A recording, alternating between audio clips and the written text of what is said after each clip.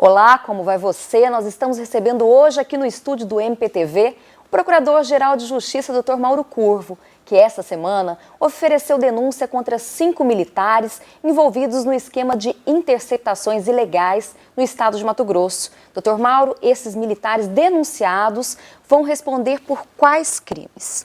Cristina, eles vão responder por crimes previstos na legislação penal militar. Porque, ao levarem a efeito a interceptação ilegal, clandestina, de pessoas que nada tinham a ver com investigações que estavam em andamento, ao constituírem aparentemente uma organização criminosa voltada para obter essas interceptações clandestinas, eles infringiram dispositivos da legislação penal militar e é por isso que eles estão agora respondendo, por isso que eles foram denunciados. Agora, eles não estão ainda respondendo pelos crimes de formação de quadrilha e de interceptação ilegal clandestina, porque esses crimes são crimes comuns e, em razão da denúncia que veio à tona ter trazido o envolvimento de pessoa com foro por prerrogativa de função, esses crimes estão sob análise da Procuradoria-Geral da República e do Superior Tribunal de Justiça. Doutor, essas denúncias foram levadas até o Ministério Público pelo promotor de justiça, Dr. Mauro Zac, que inclusive era secretário de Segurança Pública do governo do Estado. Em que pé que estão essas investigações no Ministério Público? Excelente pergunta. Vamos deixar claro que antes mesmo de vir à tona essa situação dos grampos através da imprensa, o Ministério Público já tinha tomado providências. Tudo começou quando a gente recebeu da Procuradoria-Geral da República, encaminhado por lá, uma representação que o Dr. Mauro Zac havia feito dirigida ao Procurador-Geral da República. Lá eles analisaram e não viram elementos para que continuasse lá e nos encaminharam. Primeira providência que nós tomamos, e tudo isso foi feito antes do caso vir à tona, foi ouvir o Dr. Mauro Zac, que era o denunciante. Quando ele foi ouvido, ele trouxe novos elementos e reforçou a presença nessa situação de uma pessoa com prerrogativa de foro, do governador do Estado. Em razão disso, a gente encaminhou tudo à Procuradoria-Geral da República. E aqui, o que subsistiu foi a análise da conduta dos policiais militares envolvidos à luz da legislação penal militar. Por isso que nós ainda não denunciamos nada a respeito das interceptações ilegais e também da formação de quadrilha, porque isso aí está sob apreciação do Superior Tribunal de Justiça. Doutor, na denúncia que já foi amplamente divulgada pela imprensa, aparecem nomes de pessoas que não teriam prerrogativa de função. Por que o Ministério Público de Mato Grosso não está investigando essas pessoas? Cristina, como tudo guarda respeito a uma mesma investigação, como tudo diz respeito a interceptações ilegais feitas de modo clandestino pela Polícia Militar, a gente ainda não sabe com que finalidade, mas aparentemente existe uma finalidade política, porque foram ouvidas pessoas que são vinculadas a partidos políticos e tudo começou na época da campanha de 2014, tudo isso, seja em razão da conexão, seja em razão da continência, quem tem que apreciar e fazer o que a gente chama de fatiamento dessa investigação é o Superior Tribunal de Justiça, é a Procuradoria-Geral da República. A gente só vai poder tomar providência contra pessoas que não são militares e que não cometeram crimes propriamente militares, depois que eles fizerem isso e nos encaminharem o processo.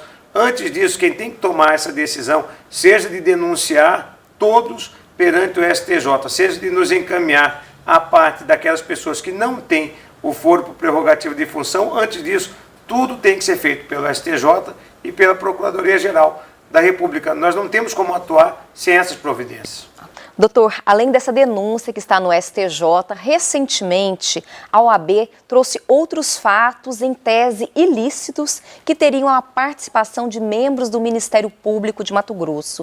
O que o senhor tem a dizer sobre isso? É verdade? Veja, a OAB ela ingressou como notícia crimes perante o Tribunal de Justiça, noticiando algumas situações que nada tem a ver com essa questão que ficou conhecida como Grampolândia. São situações que têm a ver com a atuação dos colegas do GAECO na Operação Ouro de Tolo e situações envolvendo a Promotoria de Defesa da Ordem Tributária, onde eles acusam de ter quebrado ilicitamente sigilo fiscal de algumas pessoas ou empresas. Não, tem que ser apurado isso. Veja, nada tem a ver com a questão dos grampos. Em razão disso, é que nós pegamos essas denúncias e utilizamos a documentação que ela trouxe para instaurar os devidos procedimentos no âmbito do NACO, dentro da Procuradoria-Geral de Justiça. Doutor, e por que o senhor pediu o arquivamento dessa notícia-crime no Tribunal de Justiça? Olha, nós pedimos porque a OAB formulou essa notícia-crime perante o Tribunal de Justiça, quando deveria tê-lo feito perante a Procuradoria-Geral de Justiça. A lei diz que quem tem atribuição para fazer a investigação é o Procurador-Geral de Justiça, não é o Tribunal de Justiça. Em razão disso, da gente já ter instaurado os devidos procedimentos apuratórios, que nós promovemos o arquivamento que não foi aceito pelo Tribunal de Justiça. Doutor, muita gente tem questionado o fato do Ministério Público querer investigar seus próprios membros. O que o senhor tem a dizer sobre isso? Olha, o que me causou surpresa foi exatamente as pessoas estranharem essa situação. Porque quando a gente vê o que acontece no mundo, a gente observa o seguinte: quando um médico é acusado de ter errado em uma cirurgia, quem investiga é o Conselho Regional de Medicina. Quando um engenheiro faz um projeto e derruba um prédio, quem investiga é o Conselho Regional de Engenharia. Quando a OAB vai apurar um desvio de conduta de um advogado, quem investiga é a OAB. Quando um juiz é acusado de um desvio de conduta, quem investiga é o Tribunal de Justiça. Então, quando nós temos um promotor de justiça acusado da prática de algo em tese criminoso, quem investiga é o Ministério Público. Por que as coisas são desse jeito? São desse jeito porque depois da sociedade, que tem todo o interesse de que as pessoas ajam de acordo com a lei, quem tem o maior interesse depois da sociedade é a instituição. A instituição precisa cobrar que seus integrantes se conduzam de acordo com as regras do jogo. Então é ela que tem todo o interesse em apurar eventual prática de desvio de conduta por parte de seu integrante. É assim desde que o mundo é mundo. Por isso que me causou estranheza a surpresa com essa situação.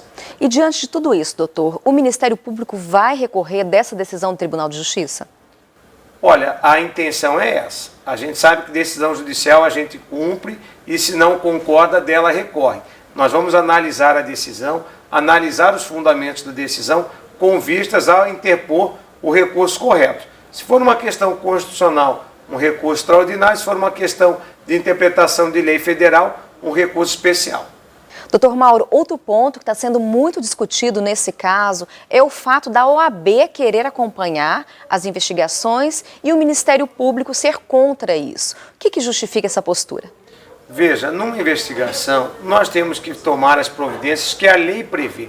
A lei não prevê a possibilidade de uma pessoa ou de uma entidade, por mais respeitável que ela seja, participar da apuração de um fato criminoso.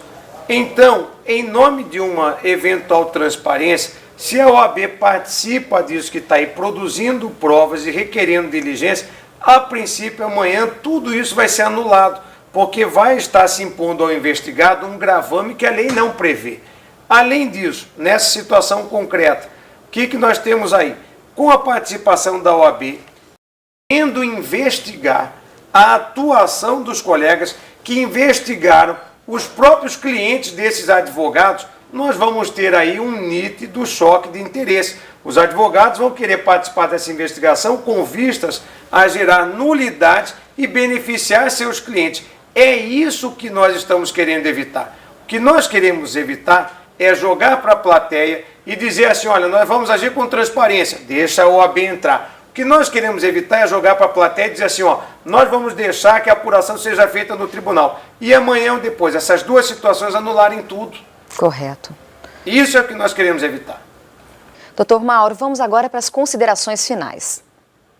Veja, essa situação toda, infelizmente, causou uma exposição da instituição Ministério Público. Por quê? Por desinformação foi falado que o Ministério Público está arquivando o caso dos grãos. Olha, não é nada disso, como a gente já falou aqui ao longo dessa entrevista. E mais, nós estamos falando de um Ministério Público que deve ter sido, no Brasil, o precursor em conseguir prender e recuperar dinheiro desviado de cofre público. Nós ficamos com o ex-governador e vários ex-secretários presos por mais de ano aqui no nosso estado. Nós deflagramos inúmeras operações e conseguimos trazer de volta aos cofres públicos centenas de milhões de reais que foram desviados.